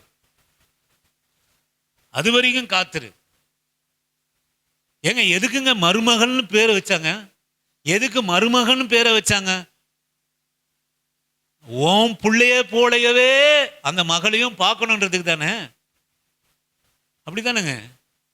இன்னைக்கு உண்மையிலேயே நீங்க உங்க உறவுகளை சத்துருவான்னு நினைக்கலன்னா எல்லாரும் சேர்ந்து வாழுவீங்களே, சேர்ந்து வாழுவீங்களே, சேர்ந்து வாழுவீங்களே. இயேசுவின் நாமத்தினால நான் சொல்லுவேன், நான் எதையும் மறைத்து பேச மாட்டேன். சேர்ந்து வாழுவீங்களே. அங்க ஒரு 5000 இங்க ஒரு வீடு வேஸ்டா போறது இருக்காதே. சேர்ந்து சந்தோஷமா வாழுவீங்களே. உங்க பேர பிள்ளைகள் மேல காலை போட்டு தூங்குவீங்களே. சொல்லுங்க, எது உங்களுக்கு தடுக்குது? எது உங்க ஆசீர்வாதத்தை தடுக்குது? சொல்லுங்க. உன்னை சத்துருவா நினைச்சிருக்கிறவங்களை நீங்களும் சத்துருவா நினைக்கிறதுனால தாங்க இந்த பிரச்சனை. உன்னை சத்துருவா நினைக்கிறவங்களை ஆண்டவர் என்ன சொன்னாரு? உன் சத்துருக்களை நீங்க நேசிங்க. அதான் ஆண்டவர் ஆரம்பத்திலே சொன்னார், உனக்கு 1000 சத்துரு இருக்கலாம், ஒரு சத்துருவா இருத்துல உனக்கு இருக்கக்கூடாது. சொந்த மருமகளை நேசிக்க முடியல, சொந்த மகனை நேசிக்க முடியல, சொந்த ஆளுங்களை நேசிக்க முடியல, நீ என்னத்தை வாழ்ந்துருவன்னு நான் கேட்கிறேன். நீ என்ன வாழ்க்கை வாழறீங்க? சொந்த பிள்ளைகளை பகைச்சு என்ன நம்ம வாழ்ந்துட முடியுங்க? இந்த வாழ்க்கைக்கு அர்த்தம் தான் என்ன? ஒருவரை நேசிக்காம எல்லாரையும் பகைத்து எல்லாரையும் சத்துருவா பாதித்து, உங்களுக்கு அவனை பத்தி தெரியாது, உங்களுக்கு அவளை பத்தி தெரியாது. ஐயா, அவன் அப்படிதான் இருப்பா, அவ உனக்கு சத்துருவா தான் இருப்பா, உன்னை பேசுவா. உன்னுடைய அபிஷேகம் எங்க போச்சு? உன்னுடைய ரட்சிப்பு எங்க போச்சு? உன்னுடைய திருவிருந்த ஆராதனுடைய மகிமை எங்க போச்சு? இதோ அனுதினமும் உன் வசனம் கேட்கறிய அந்த மகிமை எங்க போச்சு? 4 பேரை கூட்டு வீட்டில் வச்சு அவர்களோட கூட அனுசனியா இருந்து அல்லேலூயா பாட்டு பாடி ஆண்டவரை அவரிடத்துல அர்ப்பணிப்பு தானே உன்னை கர்த்தர் அழைச்சிருக்கிறாரு. நீ ஒரு மூலையில கஷ்டப்படுறதுக்கும் அவங்க ஒரு மூலையில கஷ்டப்படுறதுக்கும், அவங்க சத்துருவா நினைக்கிறதுக்கும் நீ சத்துருவா நினைக்கிறதுக்கும் தான் ஒரு வாழ்க்கை வாழ்ந்துன்னு இருக்கிறோம் நம்ம. சொல்லுங்க எனக்கு அருமையான ஆண்டவர் பிள்ளையே, நான் சொல்லுவேன், வெளியால கூட நீ சத்துருவா நினைக்காத. அப்ப எப்படி உன் சொந்த மருமகளை நீ சத்துருவா நினைப்பா? அப்ப எப்படி சொந்த பேர பிள்ளைகளை நீ சத்துருவா நினைப்பா? அப்ப எப்படி உன் சொந்த பிள்ளைய நீ சத்துருவா நினைப்பா? சொல்லுங்க. அப்படி மாத்திரம் நினைக்கலன்னு வச்சுங்களேன், ஒரு ஆசீர்வாதமான வார்த்தை உங்களுக்கு எனக்கும் வாழ்க்கை காத்திருக்குது சிஸ்டர். ஒரு மகிமையான வாழ்க்கை காத்திருக்குது. நான் மறுபடியும் உங்களை இந்த கால வேலையில நான் வற்புறுத்துகிறேன். உனக்கு 1000 சத்துரு இருக்கலாம், உனக்கு ஒரு சத்துருவ இருக்கக்கூடாது. நமக்கு ஒரு சத்துருவ இருக்கக்கூடாது. எல்லாரோட கூட சமாதானமா இருங்க. எல்லாரோட சமாதானமா. என்னால முடியாதுன்னு சொல்லாதீங்க. நீங்க ஏசப்பாவோட புள்ள. நீங்க இயேசு உங்களை அழைச்சிருக்கிறார். தாயின் கர்ப்பத்தில் அழைச்சிருக்கிறார். உங்களுக்கு ஞானஸ்தானத்தை கொடுத்திருக்கிறார். உங்களுக்கு மாதம் மாதம் திருவிருந்து ஆராதனையில உங்களை தன்னுடைய ரத்தத்தை கொடுக்கிறார். ஏன் அப்படின்னு கேட்டீங்கன்னா, அவருடைய சுபாவம் நம்மிலே மாறும்படியாக. நீங்க வாசிங்க. யாருங்க ஏசப்பாவை கொலை செய்தா? யார் காரி துப்புனா? யார் அடிச்சா? யார் நிர்வாணப்படுத்தினா? சொல்லுங்க, யார் படுத்தினா? அவர் வாழ்ந்த பட்டணத்தில் இருந்தவங்க, அவருடைய சொந்த ஜனங்க, யூதர் ஜனங்க. அவர் சொந்தமானதிலே வந்தார். அவருடைய சொந்தமானவர்களோ அவர்களை ஏற்றுக்கொள்ளவில்லை. வசனம் இருக்கு, நீங்கள் வாசிங்கள். அப்போஸ்தலர் நடபடிகள், நான் முடிக்கிறேன். அப்போஸ்தலர் நடபடிகள் 10வது அதிகாரம் 38வது வசனத்தை நான் வாசிக்கிறேன். 10வது அதிகாரம் 38வது வசனத்தை நான் வாசிக்கிறேன். நசரேயனாகிய இயேசுவை தேவன் பரிசுத்த ஆவியினாலும் வல்லமையினாலும் அபிஷேகம் பண்ணினார். தேவன் அவரோடு கூட இருந்தபடியினால் அவர் நன்மை செய்கிறவராகவும் பிசாசின் வல்லமையால் அகப்பட்ட யாவரையும் குணமாக்குகிறவராகவும் சுற்றித் திரிந்தார். உங்க தேவன் ஏசப்பா எப்படி சுற்றித் திரிந்தார்? சொல்லுங்க. நன்மை, எல்லாரும் சொல்லுங்க. பிசாசினுடைய வல்லமையில் அகப்பட்ட யாவரையும் குணமாக்குறவராக இருந்தார். ஆமென். நன்மை செய்கிறவராக சுற்றி இருந்தார். யாருக்கு? யாருக்குங்க? ஏங்க வாயை திறந்து சொல்லுங்க. யாருக்கு அவர் நன்மை செஞ்சார்? தெரியலையா உங்களுக்கு? யார் அவரை சிலுவையில் அறிந்தா? யார் அவரை நிர்வாணப்படுத்தினா? யார் அவர் முகத்துல துப்பினா? யார் அவரை கன்னத்துல அறைந்தா? யார் அவரை பிலாத்துவின் இடத்துல ஒப்பு கொடுத்தா? யார் அவளை அநேக சாட்டாடிகளை பிச்சு தசைகளை பிச்சாங்க? யார் தரத்தரன்னு நிர்வாணமா அழைத்து கொண்டு போனாங்க? அவர்களுக்கு, அவர்கள் குடும்பத்துக்கு, அவருடைய பிள்ளைகளுக்கு நன்மை செய்கிறா சுற்றி தெரிந்தார். ஆமென். அல்லேலூயா. நீங்க ஒன்று சொல்லுவேன், அவர்களுக்கு எல்லாம் சத்துருவா இருந்தாங்க ஏசப்பாவுக்கு. ஒரே ஒரு வார்த்தை, எல்லாரும் சத்துருவா இருக்கிறாங்க, அதனால நான் சிலுவையை ஏற்றுக்கொள்ள மாட்டேன் அப்படின்னா இன்னைக்கு உங்களுக்கு எனக்கு ரட்சிப்பே கிடையாது, பரலோகம் கிடையாது. பிதாவே, இந்த இந்த இந்த அற்ப ஜனங்களுக்காகவா என்ன மரிக்க சொல்றீர்? இந்த அற்ப ஜனங்களுக்காகவா மரிக்க சொல்லி? இவங்க தான் என்னை அடிக்கிறாங்க, இவங்க தான் நிர்வாணப்படுத்துறாங்க, இவர் தான் எங்களை குத்துறாங்க, எல்லாம் செய்றாங்க இவர்களுக்காக. இதுக்கு ரகசியம் என்ன கேட்டீங்கன்னா, எல்லாரும் ஏசப்பாவை சத்துருவான்னு நினைச்சாங்க. அவர் நம்மை சத்துருவா நினைக்கிறதே இல்லைங்க சிஸ்டர் பிரதர். இன்னைக்கு நம்ம ஆண்டவரை ஏற்றுக்கொண்டு என்னவோ பண்றோம். இன்னைக்கு ஆண்டவரை ஏற்றுக்கொண்ட பிள்ளைகள் வெளியால் சத்துரு இல்லை. நீங்க மறுபடியும் நீங்க ஒன்று அறிந்து கொள்ளணும். வெளியால் சத்துரு இல்லை, ரட்சிப்பை அறியாதவன் சத்துரு இல்லை. யாரு இயேசு கிறிஸ்துனுடைய சிலுவைக்கு எதிராக இருக்கிறோம் அப்படின்னா நீங்களும் நானும் தான். ஏன் இப்படி சொல்றீங்க அப்படின்னு கேட்டீங்கன்னா, இயேசுடைய பிள்ளையா இருந்துன்னு இயேசுடைய குணாதேசங்களை இல்லாம வெளியாளுடைய குணாதேசங்களோட இருந்தா அவரை பகைக்கிறது தான் அர்த்தம், அவருடைய சத்துருவா இருக்கிறது தான் அர்த்தம். இன்னைக்கு ஏசப்பாவோட பிள்ளையா இருந்துன்னு அவருடைய சபையில, அவரோட சரீரத்தின் சபையில இருந்துட்டு அவர் கொடுக்கிற ரத்தத்தையும் அப்பத்தையும் புசித்து கொண்டு அவருடைய சுபாவத்தை நாம ஏற்றுக்கொள்ளாம நாம் எப்பவும் போல நம்முடைய வாழ்க்கையில நடத்தினா உங்களையும் என்னையும் போல ஒரு மோசமான சத்துரு ஏசப்பாக்கு இல்லவே இல்லை. ஆமென். அல்லேலூயா. நாம் என்ன நினைக்கிறோம்?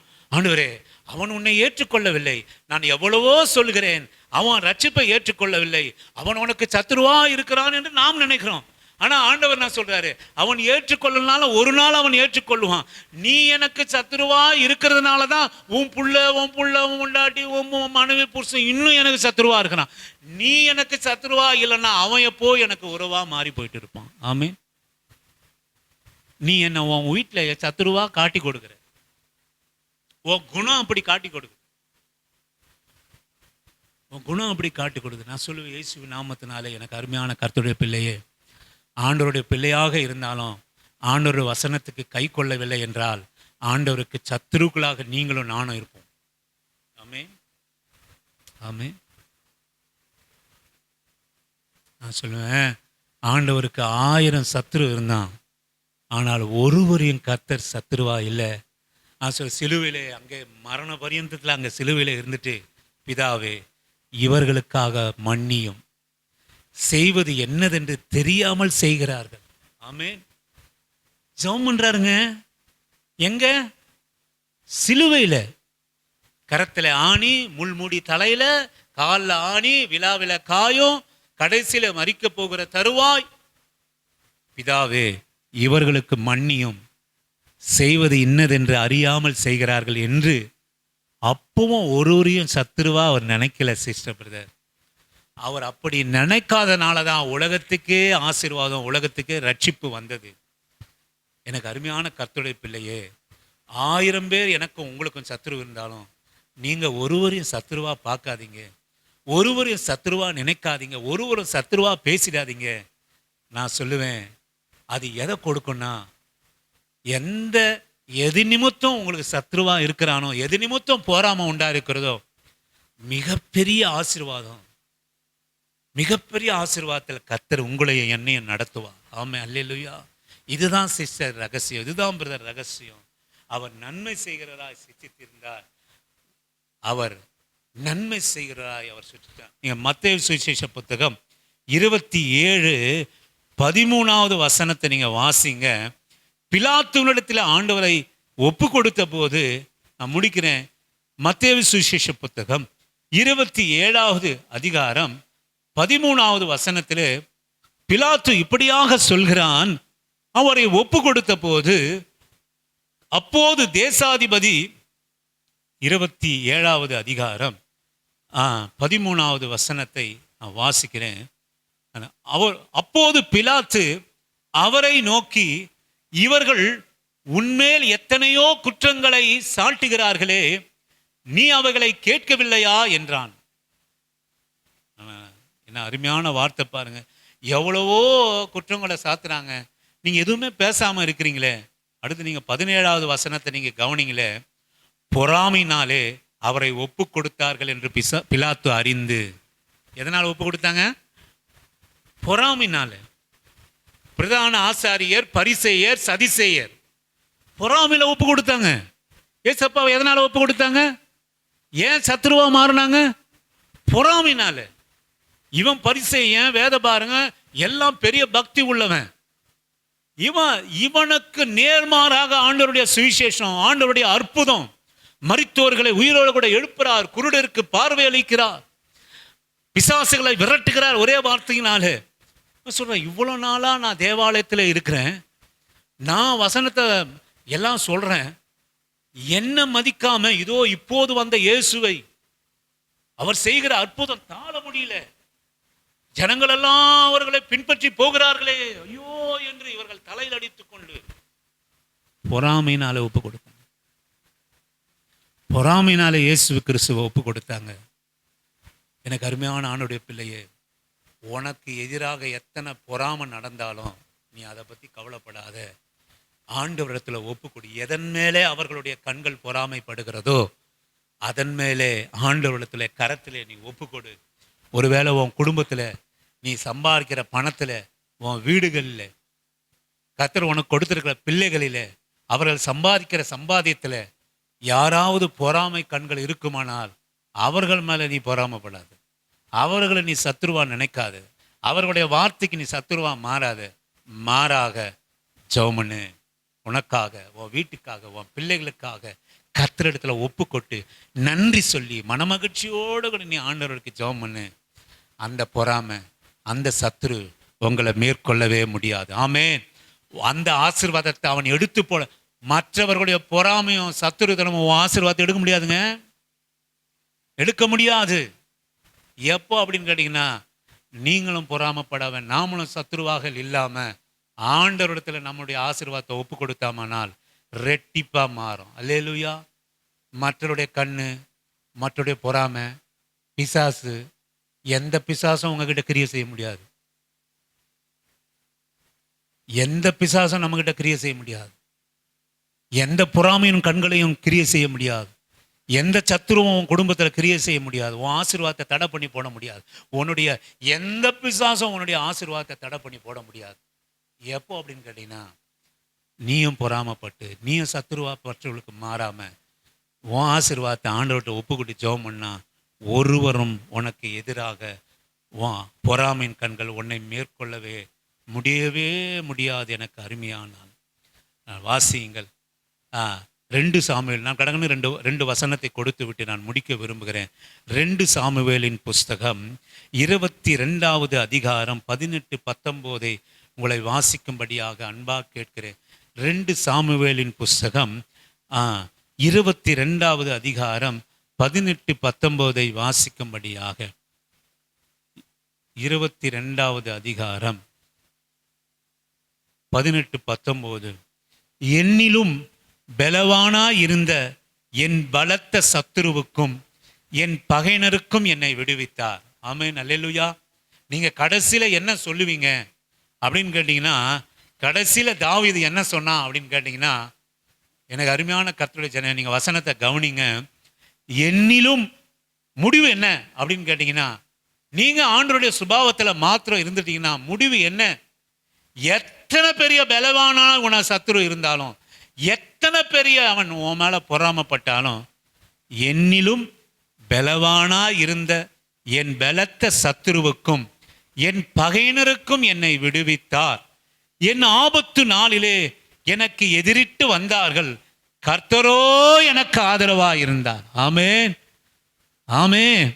என் ஆபத்து, என்னிலும் பலவானாய் இருந்த எல்லா சத்துருக்கும் என்னை விடுவித்தார். என் ஆபத்து நாளிலே எனக்கு எதிரிட்டு வந்தார்கள், கர்த்தரோ எனக்கு ஆதரவா இருந்தார். ஆமென், அல்லேலூயா. எத்தனை கண், எத்தனை பொறாம இருந்தாலும் கர்த்தர் உங்களை என்னை விடுவிப்பார். கர்த்தர் உங்களுக்கு எனக்கும் ஆதரவா இருப்பார். ஆமென், அல்லேலூயா. இயேசுவின் நாமத்தினால் கர்த்தர் உன்னை விடுவிப்பார். கர்த்தர் உனக்கு ஆதரவா இருப்பார். எத்தனை பலவானா இருந்தாலும் சரி, எத்தனை பலவான் உனக்கு எதிரிட்டு வந்தாலும் சரி, ஆண்டவர் உன்னை விடுவிப்பார். கர்த்தர் உனக்கு ஆதரவாக இருப்பார். நீங்கள் வாசிங்கள் 2 சாமுவேலின் புஸ்தகம் 7வது அதிகாரம் 11வது வசனத்தை நான் வாசிக்கிறேன். உன்னுடைய எல்லா சத்துருகளுக்கும் உன்னை நீங்களாக்கி இளைப்பாறவும் பண்ணினேன். இப்போதும் கர்த்தர் உனக்கு ஒரு வீட்டை உண்டு பண்ணுவார் என்பதை கர்த்தர் உனக்கு அறிவிக்கிறார். ஆமென். உன்னுடைய எல்லா சத்துருகளுக்கும் உன்னை நீக்கலாக்கி இளைப்பாறவும் பண்ணினேன். இப்பொழுது கர்த்தர் உனக்கு ஒரு வீட்டை உண்டு பண்ணுவார் என்பதை கர்த்தர் உனக்கு சொல்கிறார். எனக்கு அருமையான கர்த்தருடைய பிள்ளையே, கர்த்தர் எல்லா சத்துருக்கும் நீங்களாக்கி இளைப்பாற பண்ணுவார். ஆமென். 2வது, இப்போது கர்த்தர் உனக்கு ஒரு வீட்டை உண்டு பண்ணுவார். நீங்க நினைக்காதீங்க, வீடுனா ஒரு லேண்டை கொடுத்து ஒரு கட்டிடத்தை கொடுத்து அது மாத்திரம் வீடு கிடையாது. வீடுனா அதுவும் தான். கர்த்தர் உனக்கு வீட்டை கொடுத்து ஒரு வீட்டை உண்டு பண்ணுவார். கட்டுவார் இல்ல, கட்டுறது கட்டிடும், உண்டு பண்றது உறவுகள். ஒரு வீட்டை கொடுப்பார், ஒரு வீட்டை கொடுப்பார். திருமணமாகாத பெண்கள் இருப்பார்களானால் ஒரு வீட்டை கொடுப்பார், ஒரு உறவை கொடுப்பார். முறிந்து போன குடும்பங்கள் இருக்குமானால் அதை சேர்த்து ஒரு வீட்டை, உன் வீட்டை கட்டுவார். வீடு என்பது கட்டிடம் மாத்திரமல்ல, நீங்களும் நானும் வாழ்கிறது வீடு, உறவுகள் வாழ்கிறது வீடு, சமாதானமாய் வாழ்வது வீடு. வீடுன்னா நான் மாத்திரம் படுத்து, நான் மாட்டம் எழுந்திருச்சு, நான் மாட்டம் தின்னு, நான் மாட்டம் போறதில்லை. வீடு உறவுகளோடு கூட வாசம் செய்கிறது. கர்த்தர் உனக்கு ஒரு வீட்டை கட்டுவார்.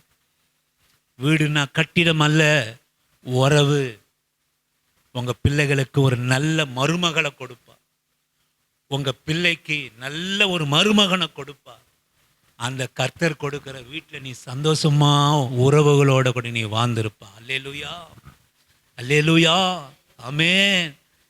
வீடுனா நினைக்காதீங்க சிஸ்டர் பிரதர். எனக்கு ஒரு வீட்டை கொடுத்துட்டார். எனக்கு ஒரு மனைவி இல்லைன்னா, எனக்கு ஒரு பிள்ளைகள் இல்லைன்னா, எனக்கு ஒரு சபையை கொடுத்தார். உங்களை போல ஆத்துமாக்கள் இல்லைன்னா, நீங்க தானே உறவு. உறவு இருக்கணும், சந்தோஷமா இருக்கணும், உறவு நேசிப்பு இருக்கணும், அன்பு இருக்கணும். நீ படுத்தா உன்னை தூக்கி எழுந்து உனக்கு ஒரு காப்பி கொடுக்கறதுக்கு ஒரு ஆள் இருக்கணும். நீ ஒரு நாள் சோர்ந்து போட்டுன்னா அழகா உனக்கு கஞ்சி காசி கொடுக்கறதுக்கு ஒரு ஆள் இருக்கணும். உறவு, உன் வீட்டை நான் கட்டுவேன். ஏன் அப்படின்னு கேட்டீங்கன்னா, அவன் உன்னை 1000 பேர் உனக்கு சத்துருவா உன்னை தேடி வந்தாலும் நீ ஒரு நாளும் ஒருவனையும் சத்துருவா நீ நினைக்கல. ஒருவர் மேல நீ பொறாம கொள்ளல. நீ என்னை நோக்கி பார்த்தா இன்றைக்கு எல்லா சத்துருக்கும் உன்னை விலக்கி காத்து உனக்கு ஒரு வீட்டை கட்டுவேன். ஆமென், அல்லேலூயா. அந்த வீட்டில் நீ நல்லா வாழ்ந்திருப்பா, சமாதானமா வாழ்ந்திருப்பா, புசித்து வாழ்ந்திருப்பா, ரசித்து வாழ்ந்திருப்பா. சமாதான கட்டு உனக்கு உண்டாயிருக்கும். உறவுகள் சீர்படும், சிறப்படும், உறவு கட்டப்படும். அதுதான் வாழ்க்கை. அதே கடைசி வசனம் சங்கீதங்களின் புஸ்தகம் 54வது சங்கீதம். நான் முடிக்கிறேன்.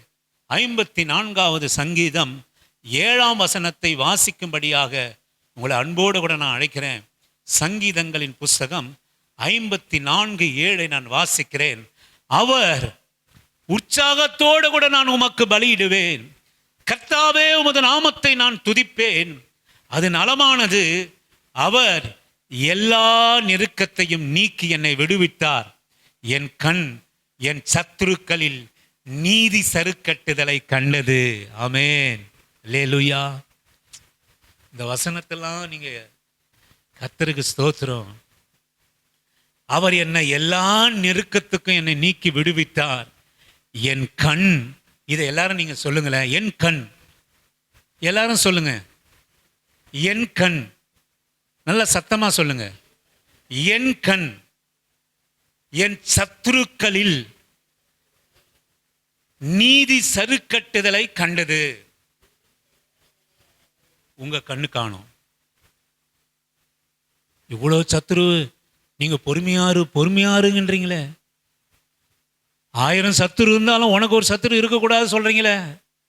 1000 பேர் என்ன என் மேல பொறாமப்பட்டாலும் நீ ஒருவர் மேலும் பொறாமப்படக்கூடாது சொல்றீங்களே. இதனால எனக்கு என்ன பலன் என்று நீங்க சொல்லுவீங்களானால், எனக்கு அருமையான ஆணுடைய பிள்ளையே, எல்லா சத்துருக்கும் உன்னை விலக்கி மீட்டு உனக்கு நல்ல வீட்டை கட்டி உன் குடும்பத்தை சீர்படுத்தி சமாதானப்படுத்தி உறவுகளை சீர்படுத்தி, என் கண் என் சத்துருக்களில் நீதி சரிக்கட்டுதலை கண்டது. ஆமென், அல்லேலூயா, அல்லேலூயா. நீ காணுவா, உன் சத்துருக்களை ஒரு நீதி ஆண்டவர் சரி கட்டுவார். நான் தைரியமா சொல்லுவேன், நீதி சரி கட்டுதல்னா நான் இப்படி பிரசங்கிக்க மாட்டேன். அவங்க உனக்கு முன்னாடி போயிடுவாங்க, உனக்கு முன்னாடி நஷ்டம் அடைவாங்க, உனக்கு முன்னாடி அவங்க பிள்ளைங்க நாசமாக போயிடும். இப்படி நான் சத்தியமாக போதிக்க மாட்டேன். நான் எப்படி உங்களுக்கு போதிப்பேன் அப்படின்னா, நான் சொல்லுவேன், உனக்கு சத்துருவாக இருந்தவன் உன்கிட்ட வந்து மன்னிப்பு கேட்பான். ஆமென், அல்லேலூயா, ஆமென், அல்லேலூயா. ஏன் அப்படின்னு கேட்டிங்கன்னா, கர்த்தர் உன் சத்துருகளுக்கு முன்பாக உனக்கு ஒரு பந்தியை ஆயத்தப்படுத்துவார். அல்லேலூயா. பந்தியை ஆயத்தப்படுத்தி அந்த நீதியின் சரி கட்டுதல், அவர்கள் மெய்யாகவே உங்கள் தேவன் இருக்கிறார், மெய்யாகவே தேவன் உங்களை உயர்த்தினார், மெய்யாகவே தேவன் உங்களை ஆசீர்வதிக்கிறார், மெய்யாகவே தேவன் உங்கள் தேவனுடைய சமாதானம் உங்கள் குடும்பத்தில் உங்கள் பிள்ளைகளிடத்திலே உங்கள் வீட்டிலே இருக்கிறது என்று சொல்லி சத்துரு சரி கட்டுதலோடு கூட உங்க இடத்துல யார் உங்களை பகைச்சானோ, யார் உங்க பொறாம கொண்டானோ, மெய்யாகவே நம்முடைய தேவன் நம் உயர்விலே இருக்கிறதை அவர்களுடைய கண்கள் காணும். அதை உங்க கண்களும் காணும். ஆமென், அல்லேலூயா, ஆமென். கண்களை மூடி நாம் கர்த்தரை நோக்கி நாம் பார்ப்போம். அன்பின் ஆண்டவரே, ஜெபம் பண்ணுங்க சிஸ்டர் பிரதர், ஜெபம் பண்ணுங்க. உனக்கு எதிராக இருக்கிற ஆயுதங்கள் வாய்க்காமல் போகட்டும். எத்தனை சத்துரு உனக்கு எதிராக வந்தாலும், எத்தனை பொறாமைகள் உனக்கு எதிராக வந்தாலும், நான் சொல்லுவேன், நீ அவர்களை சத்துருக்களா நினைக்காதீங்க, நீ அவர்கள் மேலே பொறாமை கொள்ளாதீங்க. கர்த்தர் ஹல்லேலூயா தாவீதை கொல்ல வேண்டும், அழிக்க வேண்டும், நிர்மூலமாக்க வேண்டும் என்று சத்துருவாய் நினைத்து பொறாமை கண்டு சுற்றி சுற்றி அவனை அலங்கடித்த சவுல் ஒரு நாள் இல்லாமல் போனான். அவன் இல்லாமல் போனவுடனே ஜனங்கள் தாவீதிடத்திலே சென்று சவுல் இருந்த இடத்திலே தாவீதை ராஜாவாக அபிஷேகம் பண்ணினார்கள். ஹல்லேலூயா, ஹல்லேலூயா. நீ ஒருவரின் சத்துருவா நினைக்காதப்பா. உனக்கு 1000 சத்துருகள் இருக்கலாம். உன் குடும்பத்தில் ஆசீர்வாதம், உன் பிள்ளைகளிடத்தில் ஆசீர்வாதம், உன் குடும்பத்தில் பெருக்கம். நீ அனாதையாக விடப்படுவது இல்லை, நீ ஆதரவு இல்லாமல் அலைவதில்லை, நீ பயந்து ஒரு தூக்கத்தை தூங்க போவதில்லை. உன் குடும்பத்தோடு கூட, உன் பேர பிள்ளைகளோடு கூட நீ ஒரு வாழ்க்கையை நீ வாழ்ந்திருப்பா. ஹல்லேலூயா. இன்று கண்ட எகிப்தனை நீ காணப்போவது இல்லை. எத்தனை எகிப்தியம் உன்னை நெருக்கினாலும் நான் சொல்லுவேன், இயேசுவின் நாமத்தினாலே அத்தனையாக உன்னை பெருக செய்வார். உனக்கென்று கர்த்தர் ஒரு வீட்டை கட்டுவார். எல்லா சத்துருக்களையும் உன்னிடத்திலே இருந்து விலக்கி கர்த்தர் உனக்கு ஒரு பந்தியை அவர் ஆயத்தம் பண்ணுவார். உன் தலையை அவர் எண்ணெயினால் அபிஷேகம் பண்ணுவார். உன் சத்துருவின் சரி கட்டுதல உன் கண்கள் காண செய்வார். ஆண்டவரே, அப்படியாக நம் மாற்றும். எத்தனை சத்துரு எனக்கு இருந்தாலும் என் சத்துருக்களை நேசிக்கிற ஒரு அனுபவம் இருக்கட்டும் ஆண்டவரே. எங்க மருமகளை நேசிக்கிற இருதயத்தை எங்களுக்கு கொடுங்க. எங்க அக்கம் பக்கத்தில் இருக்கிறவர்களை நேசிக்கிற ஒரு இருதயத்தை கொடுங்க ஆண்டவரே. எங்க மருமகன்களை நேசிக்கிற இருதயத்தை கொடுங்க. எத்தனையா என்ன சத்துருவா கருதினாலும் இயேசுவினுடைய சுபாவம் என்னில் வெளிப்படட்டும் ஆண்டவரே. கர்த்தர் எனக்கு இருக்கிற ஆசீர்வாதத்திலே பொறாமைப்படுகிற கண்களுக்கு முன்பாக, சத்துருவா நினைக்கிறவர்கள் கண்களுக்கு முன்பாக உங்க பாதத்தில் என் ஆசீர்வாதத்தை வைப்பேன். எங்க பிள்ளைகளை உங்க பாதத்தில் வைப்பேன். எங்க கையின் பிரியாசம் உங்க பாதத்தில் வைப்பேன் ஆண்டவரே. தகப்பனே, எங்களுடைய சத்துருக்கள் சரி கட்டுதல் எங்களுடைய உயர்விலே இருக்கிறது, எங்க மேன்மையிலே இருக்கிறது. இன்றைக்கு எங்களுக்கு நெருக்கம் இருக்குமானால் இயேசுவின் நாமத்தினாலே எல்லா நெருக்கத்திலிருந்தும் ஆண்டவரே உம்முடைய பிள்ளைகளை நீர் விடுவித்து ஒரு இளைப்பாறுதலை நீர் காண செய்யும்படியாக நாங்கள் ஜெபம் பண்ணுகிறோம் ஆண்டவரே, ஜெபம் பண்ணுகிறோம். ஒரு நாள் எனக்கு இன்றைக்கு இருக்கிற அழுக, இன்றைக்கு இருக்கிற போராட்டம், இன்றைக்கு இருக்கிற இந்த குறைவினுடைய நிலைமை தகப்பனே, நீர் கொடுத்திருக்கிற எல்லா பல சுகம் ஆண்டவரே எல்லாவற்றிலும் நான் கை வைத்து ஜெபம் பண்ணி அதில் பெரிய பெருக்கத்தை எத்தனை பேர் என்னை ஒடுக்கினாலும் கர்த்தர் நீர் என்னை பெருக செய்கிறார் தேவன் ஆண்டவரே. கர்த்தர் என்னை ஆசீர்வதிக்கிறவர், கர்த்தர் என்னை ஆதரிக்கிற கர்த்தர் ஆண்டவரே. எத்தனை கரங்கள் எனக்கு எதிராக இருந்தாலும் என்னை அணைத்து என்னை ஆதரிக்க என் சத்துருகளுக்கு முன்பாக எனக்கு ஒரு பந்தியை ஆயத்தப்படுத்தி ஆண்டவரே நீதியினுடைய சரி கட்டுதலை காண்கிற நாள் ஒன்று உண்டாகத்தக்கதாக என்னை மாற்றும். ஆனா நான் ஒருவரையும் சத்துருவா நினைக்கக்கூடாது, நான் ஒருவரையும் நான் போராமப்படக்கூடாது. இதுல தான் ஆண்டவரை என் ஆசீர்வாதம் இருக்கிறது. ஒருவரையும் என் வார்த்தையினால நான் காயப்படுத்திடக்கூடாது ஆண்டவரை. உலகத்தான் போல நான் சண்டை போடுகிறோம் நான் இருக்கக்கூடாது ஆண்டவர். அமைதியோடு கூட ஆண்டவரிடத்தில் எல்லாவற்றையும் ஒப்பு கொடுக்கிற பலன் எங்களுக்கு உண்டாயிருக்கும்படியாக நான் ஜெபம் பண்ணுகிறோம். ஒரு நாள் என் வீடு கட்டப்படும் ஆண்டவரே, என் உறவுகள் கட்டப்படும், என் சத்துருக்களினுடைய சரி கட்டுதலை என் கண்களை நான் காண செய்ய ஆண்டவர். எல்லா துதி கன மகிமை உமக்கே நாங்கள் செலுத்துகிறோம். இயேசு கிறிஸ்துவின் இன்ப நாமத்தில் ஜெபிக்கிறேன் எங்கள் நல்ல பிதாவே. என் ஆத்துமாவே கர்த்தரை ஸ்தோத்திரி, என் முழு உள்ளமே அவருடைய பரிசுத்த நாமத்தை ஸ்தோத்திரி. என் ஆத்துமாவே கர்த்தரை ஸ்தோத்திரி. கர்த்தர் செய்த சகல உபகாரங்களும் மறவாமல் நீதியின் வழி நடந்து நியாயம் செய்து இரக்கத்தை சிநேகித்து மனத்தாழ்மையோடு உங்கள் பாதம் அமர்ந்திருக்க கர்த்தர் கிருபை செய்வீராக. பிதாவாகிய தேவனாலும் ஆண்டவராகிய இயேசு கிறிஸ்துவினாலும் பரிசுத்த ஆவியானவனாலும் இரக்கமும் கிருபையும் சமாதானம் சந்தோஷமும் பரிசுத்தமும் நம்முடைய வாழ்க்கையிலே உண்டாவதாக. பிதாவே உம்மை ஸ்தோத்தரிக்கிறோம், ஆண்டவராகிய இயேசுவே உம்மை வாழ்த்துகிறோம், வணங்குகிறோம். எங்கள் நல்ல பரிசுத்த ஆவியானவரே, எங்களை விட்டு எடுபடாத நல்ல பங்கு எங்களோடு கூட இருந்து இந்த நல்ல காரியங்களை செய்ய எங்களை பலப்படுத்தும். கர்த்தர் உங்களை ஆசீர்வதிப்பார். கர்த்தர் உங்களோட கூட இருப்பார். நீர் தந்த இந்த நல்ல